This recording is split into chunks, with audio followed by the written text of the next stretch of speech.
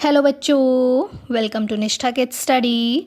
तो बच्चों, आज के इस वीडियो में हम सीखेंगे क से कबूतर, ख से खरगोश। सबसे पहले जान लेते हैं colours name. Dark green colour, dark green colour. Light green colour, light green colour. White colour, white colour. Blue colour, blue colour. Brown colour, brown colour. इस वीडियो को लास्ट तक ज़रूर देखना बच्चों। तो चलिए शुरू करते हैं। क से कबूतर, क से कबूतर। ख से खरगोश, ख से खरगोश।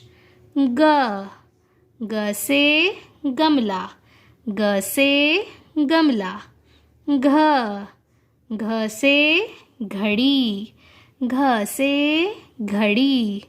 ग खाली, ग खाली।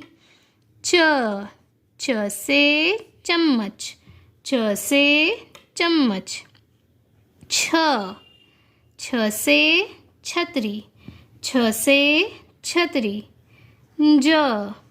ज से जहाज, ज से जहाज। झ से झरना, झ से झरना। य खाली, य खाली। ट से टमाटर, ट से टमाटर। ठ से ठठेरा, ठ से ठठेरा। ड से डमरू, ड से डमरू। ढ से ढक्कन, ढ से ढक्कन।